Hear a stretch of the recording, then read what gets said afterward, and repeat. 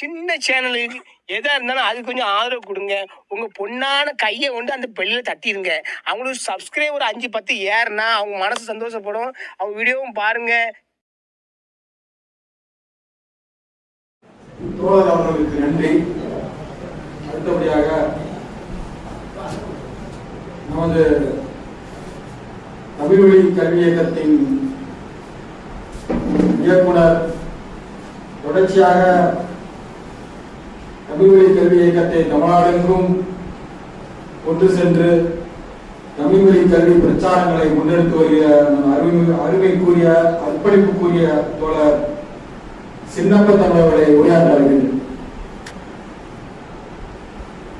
காலம் கருதி நிகழ்வு தலைமை உள்ளிட்ட அனைவருக்கும் தமிழ் வழி கல்வி இயக்கத்தின் சார்பாகவும் செந்தமிழ் மன்றத்தின் சார்பாகவும் வணக்கத்தை உரித்தாக்கிக் கொண்டு இங்கே கொடுக்கப்பட்டிருக்கின்ற தலைப்பு பிப்ரவரி 21 தாய்மொழி நாள்.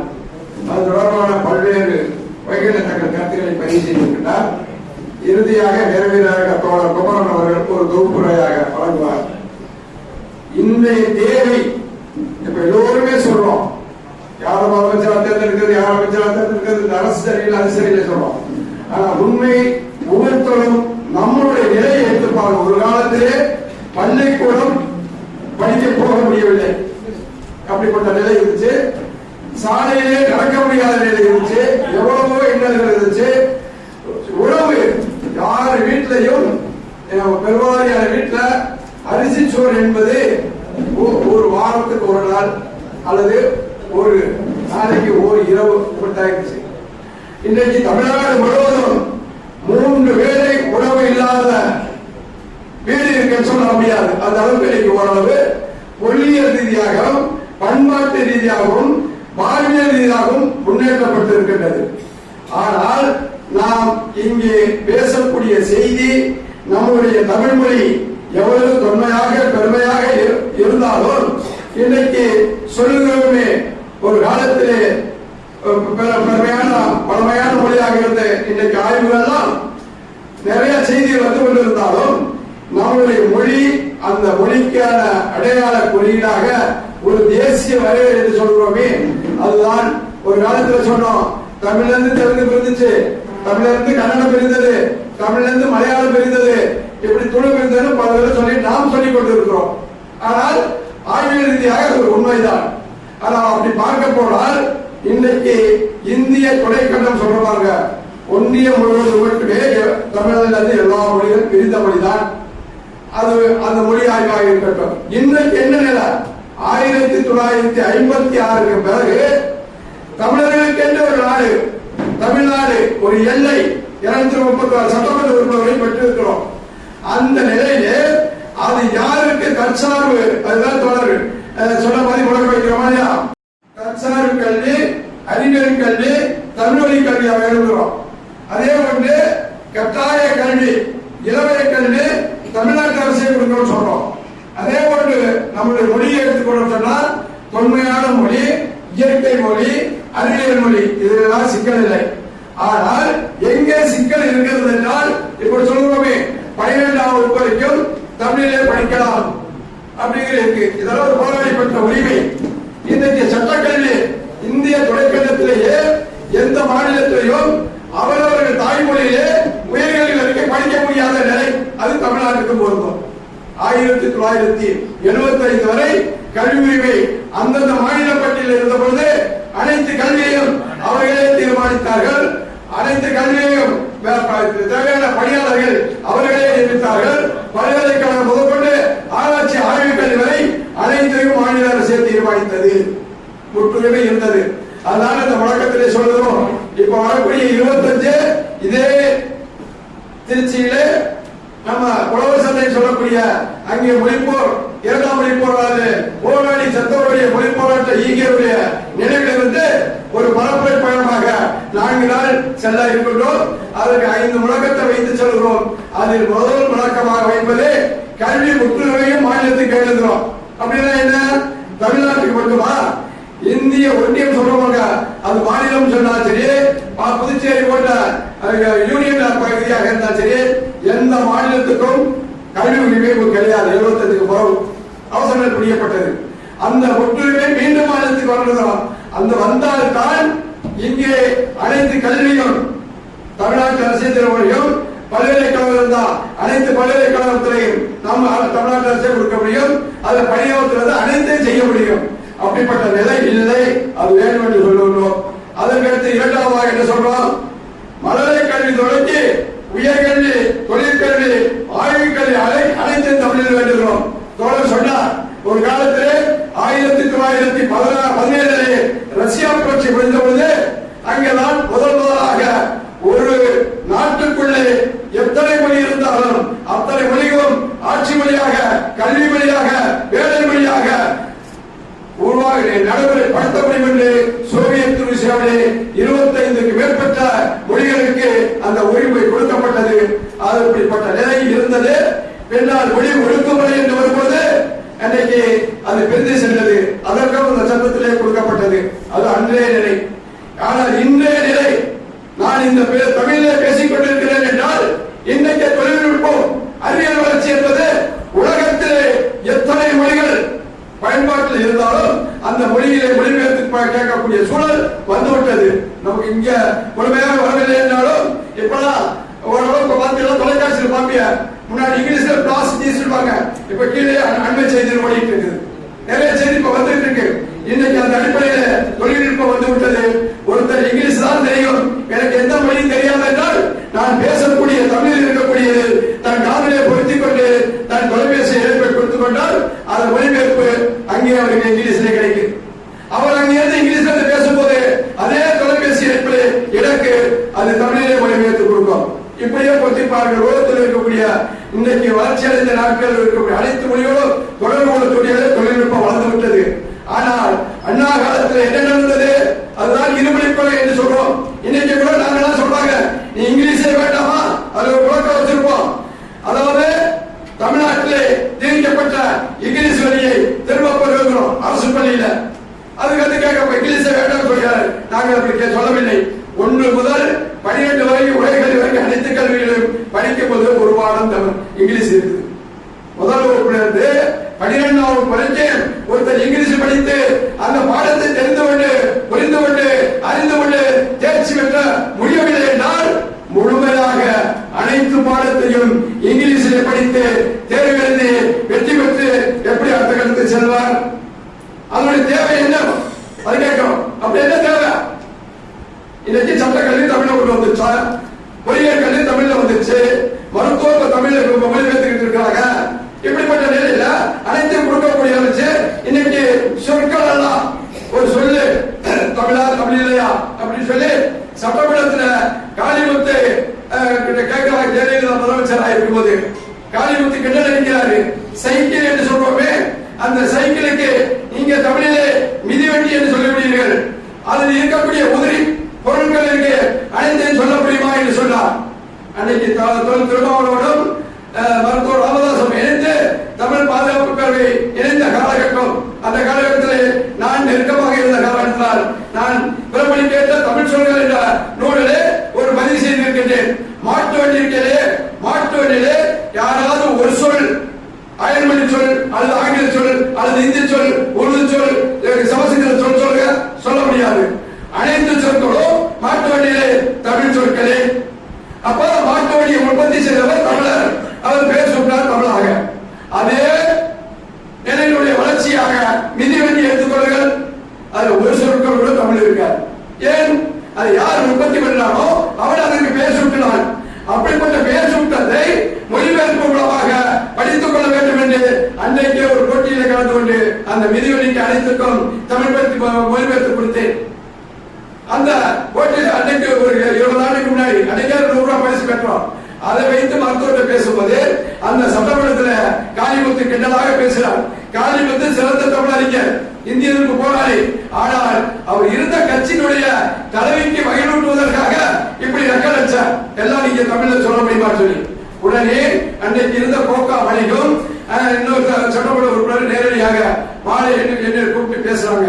ஏகே மூர்த்தி தான் கூப்பிட்டு கோக்கா மணி கூப்பிட்டு அப்ப கொங்கு தமிழக தீநகரை கொண்டு வந்து அந்த மொத்தம் 234 சட்டமன்ற உறுப்பினர் இருக்கும். நான் நாளைக்கு அதுக்கு கொண்டு வந்து கொடுக்கிறேன் சொல்லி என்னை கூப்பிட்டு 250 புத்தகங்களை வாங்கி அங்கு அனைவரும் கொடுக்கப்பட்டது. இன்னைக்கும் இருக்கின்றது.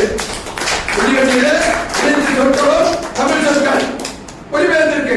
மொழிபெயர்ப்பு செல்ல ஆனா இப்படி குறுக்கு கேள்வி கேட்கலாம். இப்ப வந்திருக்கு நிறைய அறிஞர்கள் பொருள் வந்திருக்கு. இதுக்கு ஒரு பொருள் என்று சொன்னா உடனே நீங்க தமிழ் சொல்லலாம் கேட்பாங்க. உடனே சொல்ல முடியாது. அது ஏனென்றால் ஒரு சொற்களுடைய தோற்றம் வளர்ச்சி அதனுடைய பயன்பாடோடு இணைந்திருக்குது அப்படின்னு சொன்னா. ஆனால் அதை கண்டுபிடித்து சொல்லிவிட முடியும் ஒரு மணி நேரம் 2 மணி நேரத்துல.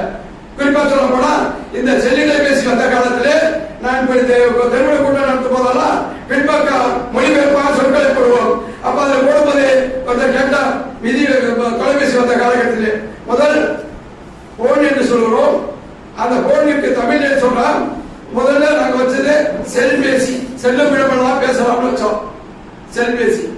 அதை கீதா பச்சை புலவர்களுக்கோ அவர் இலக்கண புலவர் அவர் சொன்னாரு, தம்பி இது தம்பி வாழக்கூடாதுன்னு சொன்ன அப்படி சொல்லக்கூடாதா, அது செல்லிடை பேசி. இப்போ அது ஒற்று போட்டு செல்லிடை பேசி சொல்லி அப்ப செல்லிடை பேசி சொல்லணும். ஆனால் அதனுடைய வளர்ச்சி என்னன்னா இன்னைக்கு நீங்க நிறைய மொழிபெயர்ப்பு பேசுவீங்க. செல்பேசி, செல்லிடை பேசி, பைபேசி, உலா பேசி, அலைபேசி, இப்படி ஏகப்பட்ட சொற்கள் பயன்பாட்டு சொற்கள் வந்து உள்ளது. அது தமிழில் மட்டும்தான் மொழிகிற இதனுடைய சிறப்பு. அந்த அடிப்படையில் இந்த வரக்கூடிய 2026 தோழர்கள் முன்மொழிஞ்சிட்டு போனாங்க. இந்த தேர்தலில் நாம் ஒரு விழிப்புணர்வுக்காக ஒரு 5 முழக்கத்தை வைத்து அந்த 2 முழக்கம் சொன்னேன். அதனுடைய தொடர்ச்சியாக மாநில மொழியிலேயே கல்வி, வேலை, ஆட்சி, அறமண்டம் அனைத்து துறையும் தமிழில் வேண்டும் என்று சொல்றோம். அப்படி சொல்லும் பொழுது என்ன, மாநில மொழியிலே சொன்னா நமக்கு தமிழ்நாட்டுக்கு தமிழ்ல வேணும். எதாவது தமிழ்நாட்டு அரசு மட்டும் இல்ல, தமிழ்நாட்டு எல்லைக்குள்ள இருக்கக்கூடிய ஒன்றிய அரசுக்கு பாருங்க, அது தொலைபேசி நிறுவனமா இருந்தாலும் சரி, தொடர்வண்டி துறையாக இருந்தாலும் சரி, கப்பல் துறையாக இருந்தாலும் சரி, வானொலி துறையாக இருந்தாலும் அனைத்து துறைகளும் தமிழ்நாட்டுக்கு அனைத்தும் தேர்வுகளும் தமிழில் எழுதுகிறோம். தமிழ் நடத்துறது தமிழர் அந்த இடத்துக்கு வேலை போக முடியும். ஆனால் இன்னைக்கு என்ன நடத்திட்டு இருக்கிறான், அவன் வேலை கட்சிக்காரா இருந்தாலும் சரி, இன்னைக்கு இருக்கிற மோடி கட்சிக்காரா இருந்தாலும் சரி, இவங்க எல்லாம் இங்கிலீஷ்ல நடத்துறோம், இங்கிலீஷ்ல எடுத்து போறோம், ஹிந்தியில நடத்துறோம். இதான் மாறி மாறி நடக்குது. அப்போ அந்த கோரிக்கை வைக்க வேண்டிய தமிழ்நாட்டுக்கு ஒரு தமிழ்நாட்டு பேசுறாங்க. இப்ப தோழர்கள் சொன்னாங்க இல்லையா, தமிழ் மொழியில பிச்சை கூட எடுக்க முடியாதுன்னு சொன்னானே, அப்படி பிச்சை எடுக்கிறவ அதுல பேசுறான் தமிழ் மொழி உயர்வானது. ஆனால் நான் தமிழ்ல பேச முடியல, மன்னித்துக் கொள்க, பொறுத்துக் கொள்ளுங்கன்னு சொல்றான். ஆனா அது உண்மைதான். நான் ஒரு 55-60 ஆண்டுக்கு முன்னாடி சென்னையில இருக்கும் போது இதே இந்திரா காந்தி தான் சொன்னாங்க. அன்னைக்கு நான் தமிழிலே வணக்கம் அப்படின்னு சொல்றான். ஒரே காலையில செய்தித்தாள வரனால இந்திரா காந்தி தமிழில் பேசுறாரு. ஒரு தொலைக்காட்சி வந்து அப்ப உடனே வந்தது மோடி தமிழ்ல பேசுறாங்க. ஆனா அப்படி பேசுறவங்க அந்த ஒரு சொல்லுக்கு தான் பேசுறார்கள். ஆனா இன்னைக்கு சொல்றானே மோடி உயர்வான மொழினா அறமன்றம் சொல்ற பாருங்க, நீதிமன்றம். நீதிமன்றத்தை தமிழில் வழக்காடுவதற்கு தடையா இருப்பது யாரு?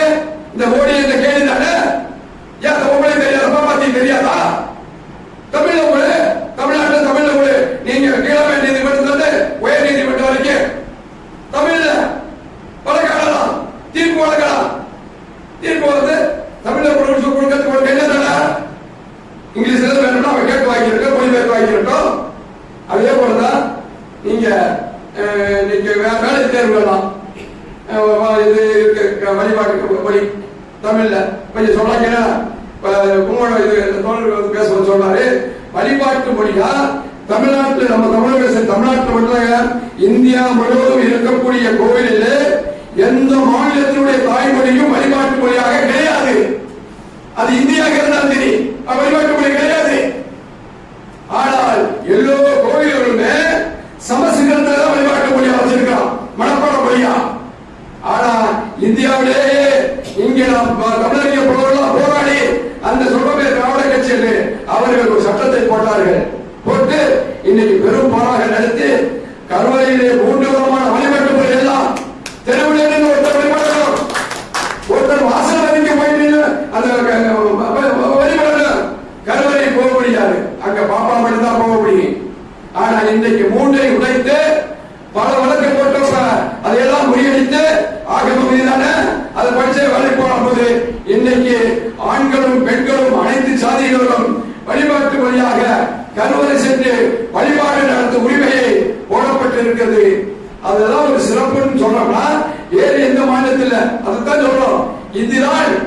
இந்தியா முழுவதும் பெரும்பாலும் பேசக்கூடிய மொழிகளானே இந்தியில எந்த கோயில வழிபாடு கேளுங்க, வடநாடு வரவங்க கேளுங்க, அல்லது மோடி கேள்வி போல வரக்கூடிய கேளுங்க. அப்ப எப்படி ஏமாத்துறாங்க? அந்தந்த மாநிலத்துக்கு போகும்போது அந்த மொழி பேசி ஏமாத்தணும் பாருங்க.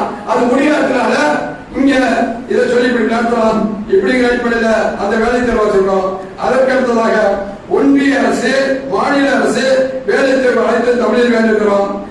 அதுக்கடுத்ததாக தமிழுக்காக போடப்பட்ட சட்டங்களை முழுமையாக நடைமுறைப்படுத்தப்படாதவர் மீது கடும் நடவடிக்கை எடுக்கப்பட வேண்டும். இந்த இடத்துல 2 பேருங்க நம்மளும் பொறுப்புங்க. எத்தனை சட்டங்கள் படுத்திருப்பா தமிழ் பேச விட்ட வேண்டும் சொல்லி எவ்வளவு வேலையில ஏறி குதிச்சு பேசுறானோ அவன் மேல தமிழ் இல்ல. சரி, அதான் ஆயாப்ப வச்சுட்டாங்க, அதை விட்டுருவோம். அவன் திருமணம் பண்ணி கடவுள் மனைவியோட அவங்க பெற்றெடுக்கிறாங்க இல்ல, அந்த குழந்தைக்கு தமிழ் பேர் வைப்பதற்கு யார் தடை?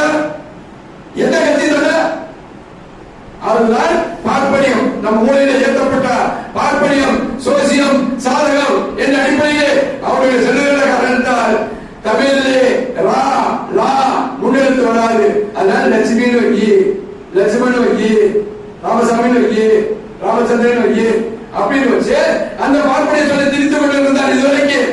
இப்போ உச்சகட்டமா போய் மோசமாக நாங்கள் தமிழ் மொழி படித்தவர்களுக்கு சான்று வழங்கி பரிசு வழங்கத்தை தேர்வு செய்யும் போது நீங்க எல்லாம் உங்களுக்கு எல்லாம் தெரியும். இன்னொரு பள்ளிக்கூடத்தில் கேளுங்க, அரசு பள்ளிக்கூடத்துல தனியார் பத்தி பேசலாம். அரசு பள்ளிக்கூடத்திலேயே 97 விழுக்காடு பூரா பேரும் சமஸ்கிருத பேர் நம்ம சொல்றோம். சமஸ்கிருதம் அப்படியே கிடையாது. அப்ப பேர் வைக்கலாம் லிசிமா லிசுமா லிசுமா உசுமா டசன் சொல்லி அப்படி சமஸ்கிருதம் கிடையாது. அதெல்லாம் அப்ப புரியாத தெரியாத பேரை வைத்து விட்டு இங்க மேடையில ஏறி குதிச்சுட்டு இருக்காங்க. அது நான் சொன்ன கேட்கலங்க, என் மனைவி கேட்கலங்க, குட்டாரோடு கேட்கல. இப்படி ஒரு தட்டி கழிக்கிற ஒரு போக்கு இருக்கு. இரண்டாவதாக வழிபாட்டிலே தமிழ்ல வழிபடும் சொல்லி 6ஆம் வீரப்ப காலத்திலிருந்து சட்டம் போடப்பட்டது. தமிழிலும் அர்ச்சனை பண்ண அறிய போட்டாங்க. அதுக்கு நம்ம தமிழக போராடி தமிழிலும் அர்ச்சனை செய்யலாம்னா அப்ப என்ன? இது எந்த நாடு? எங்க போய் கேட்கிறோம்? அண்ணன் கேட்கிறோம் அப்படிங்கிறதுக்கு போராடி தமிழிலே சில நாடு போடப்பட்டிருக்கு. ஆனால் அப்படி வரும்பொழுது எந்த மக்களும் பச்சவர்கள் இருந்தாலும் படிக்காதவர்கள் இருந்தாலும் வழிபாடு எவனும் தமிழ்ல அர்ச்சனை கேட்கறது இல்லை. போறா அந்த சீட்டு வாங்குறா 50 ரூபாயா 500 ரூபாயா கொடுத்துட்டு போயிடும். இது ஒரு போக்கு இருக்குது. அன்றைக்கு அதுக்கு அடுத்த கட்டமாக பெயர் மற்றும் பள்ளி 12ஆம் வகுப்பு வரைக்கும் இன்னைக்கு இருக்கக்கூடிய கல்வி பாடத்திட்டத்தை புத்தகம் பாருங்க. நான் ஒவ்வொரு ஆண்டும் வந்த உடனேயே அரசு பள்ளி பாட புத்தகத்தை எடுத்து முதல் வகுப்பு 5ஆம் வகுப்பு வரைக்கும் பற்றி பார்ப்போம். ஆனால் இன்னைக்கு 99 விழுக்காடு பாடங்கள்லாம் தமிழிலே வருகின்றது. சொற்கள் சமஸ்கிருதம் இருக்காது. 1-2 சொற்கள் பிரபல கலந்திருக்கும். 95 விழுக்காட்டுக்கு மேல் தமிழிலே கொடுக்கப்பட்டிருக்குது. ஆனால் நடைமுறையில் என்னவாக இருக்கிறதால் ஒரு ஆசிரியர் நடத்தக்கூடிய அந்த தமிழரை மற்ற ஆசிரியராக இருக்கின்ற காரணத்தால் வெறும் கூலிக்கு வேலை செய்யக்கூடிய அடிமை சிந்தனையாக இருக்கின்ற காரணத்தால் அந்த ஆசிரியர் சொல்றார், பள்ளியை சொல்லிக் வரும்போது விதி வெட்டி அப்படின்னு சொல்லிக் கொடுக்கிறோம். சொல்லிக் கொடுத்துட்டு வருவாங்க.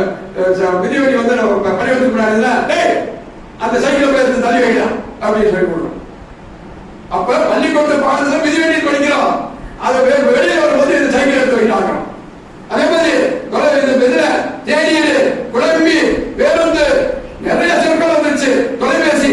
ஆனால் அங்கே கல்வியில் அந்த அரைக்கப்பட்ட அந்த சொல்லை பயன்படுத்திட்டு வெளியில் வந்த உடனே போன், பஸ், சைக்கிள், பேருந்து சொல்லி இப்படி இரட்ட போக்குகள் இருக்கின்றது. இந்த அதான் போடப்பட்ட சட்டத்தை நடைமுறைப்படுத்த சொல்றோம். பேர் பலகையில் தமிழக 1984 மாக்கோ ராமச்சந்திரன் முதலமைச்சராக இருக்கும்போது பேர் பழைய சட்டங்கள் போடப்பட்டிருக்கிறது. ஆனா இன்று வரைக்கும் தொடர்ந்து போராடி வரோம். மாறி மாறி வர்றாங்க, இதே வரைக்கும் போராடுறாங்க. போராட்டம் நெருக்கடி வரும்போது 2 இடத்துல வெள்ளை வச்சுட்டு பேர் பழ வைக்கிற மாதிரி வைப்பாங்க, முடிஞ்சு போகுது. அப்ப அதான் சொல்றோம். அப்ப அதிகாரிகள் இது நம்ம மக்கள் தவறு செய்யறோம், அதிகாரிகள் தவறு செய்யற உடனடி நடவடிக்கை அந்த அதிகாரிகள் நடவடிக்கை எடுக்கிறோம். அந்த கடை வச்சிருக்க கடை உரிமையாளர்கள் நடவடிக்கை. கடந்த தேர்தல் மாநாட்டிலே கல்வி வளர்ச்சத்துல இயக்குநர் தான் வந்து தொடங்கி வச்சாங்க. அவங்க அழகா சொன்னார்கள், தண்டனை போட்டலாம் பயனில்லை. முதல்ல தண்டனையே கிடையாது பேர் பழைய தமிழ் எழுதலாம். அப்புறம் முதல்ல 10 ரூபா தண்டனை போட்டாங்க, அப்புறம் 100 ரூபா போட்டாங்க, இப்ப 2000 தண்டனை போட்டிருக்காங்க. அதை பத்தி கவலை இல்லை. அவங்க என்ன சொல்றாங்க,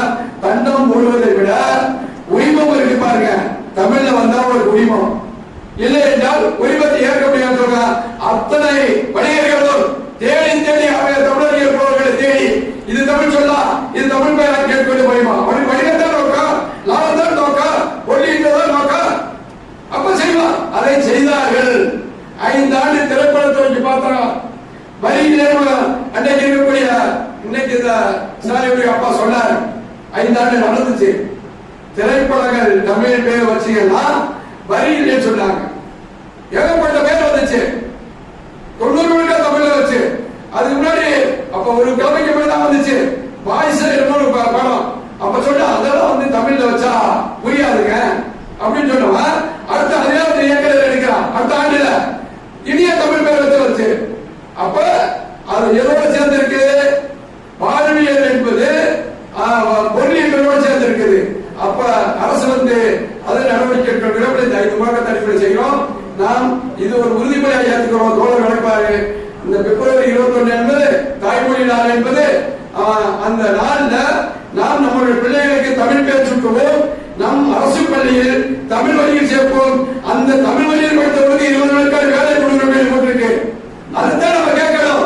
எல்லா கட்சி தலைவர்களும் நாங்க வச்சு நடத்தி பார்க்கிற கூட்டம். ஒரு எல்லா கட்சி தலைவரும் நம்ம மேல பேசும்போது மாநாடு பொதுக்கூட்டம் பெருமொழி கூட்டமோ பேசும்போது இந்த கோரிக்கை ஆரம்பிச்சு பேசுவாங்க. ஆனா அவங்க கட்சியில பேசுறது இல்லை, அவங்க கூட்டணியில பேசுறது இல்லை. பேசியிருந்தா சொல்ல என்னன்னா அது நடைமுறைக்கு வரும். செய்யவில்லை. அதான் செய்யணும்னு சொல்லி நாம் இயக்கம் எடுப்போம். இந்த அமைப்பு வரைக்கும் 100 விழுக்காடு பெற முடியாது.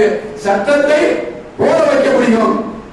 அப்ப நம்ம சமூக மாற்றம் செல்லப்பள்ளி தோழ போட்டு நமக்கான அரசு அதிகாரம் அதுதான் தற்சார்பு கல்விக்கிறோம். அன்னைத்தான் வரும். அது வரைக்கும் மக்களை தரத்த வரைக்கும் நாம் பரப்புரை இயக்கமாக செய்வோம். நம் மொழி தமிழ் மொழி, நம் நாடு தமிழ்நாடு. நாம் ஒரு தேசிய அட்டலாக எழுச்சி வருவதற்கு மார்க்சியம், பெரியாரியம், அம்பேத்கரிய இயக்கங்களை உள்வாங்கிக் கொண்டு அவர்களோடு இணைந்து போராடி தமிழ் மீட்பு என்பது சாதி ஒழிப்போடு இணைந்தது. சாதி ஒழிப்பு என்பது தமிழ் தேசியத்தோடு இணைந்தது. தமிழ் தேசியம் என்பது பொது உடைமை, தனி உடைமை விழுந்த பொது உடைமையோடு இணைந்தது. அந்த அடிப்படையில் தமிழ் வழி கல்வி இயக்கம் ஒருங்கிணைப்பது தமிழ் அமைப்புகள் தமிழறிஞர்களை இணைத்து ஒரு ஜனநாயகமாக இணைத்து எடுத்துச் செல்கிறோம். அதற்கு நீங்கள் ஆதரவு கொடுத்து வருகின்றீர்கள். அதே போல நீங்க சாதி ஒழிப்புக்காக தமிழ் தேசியத்துக்காக வாக்குப்படி எதிர்ப்பு தமிழ் தேசியம் சில வைத்தியக்காரர்கள் கிளம்பி இருக்காங்க. எது தமிழ் தேசியம் என்று பார்ப்படி எதிர்ப்பு தமிழ் தேசியம். இந்த மண்ணு 2000 ஆண்டு காலமா ஆரியர்களோட வரலாற்று போறது பார்ப்ப சமஸ்கிருதத்துக்கும் தமிழுக்கான வரலாற்று தான். இன்னைக்கு இங்கிலீஷ் விளைந்திருக்கிறது. அதனால் சமஸ்கிருதம், இந்தி, இங்கிலீஷ் 3 மொழியும் இந்த இந்திய ஒன்றியத்தினுடைய யாருடைய தாய்மொழியும் அல்ல, இந்த ஒன்றியத்துக்கு அல்ல. அதனால் இன்னைக்கு இருமொழி கொள்கை என்பது நீங்க ஒன்று கற்றுக்கொள்ளலாம். அது ஒரு குறிப்பிட்ட காலத்துக்கு முன்பு இன்னைக்கு தொழில்நுட்பம் வந்து விட்டது. அது விரைவில் ஒரு இறையாண்மை அரசு அமையும் போது அனைத்தும் உலகத்தோடு நம்முடைய தாய்மொழியிலே தொடர்பு கொள்ளலாம். அவன் எந்த மொழியில் இருந்தாலும் 100 பேர் இருந்தாலும் அவருடைய மொழியிலே இங்கே தொடர்பு கொள்ளக்கூடிய நிலை வரும் என்று கூறி விடைபெறுகின்றேன். நன்றி, வணக்கம். மறக்காம சர்ப்ரைஸ் பண்ணுங்க. தேங்க்யூ.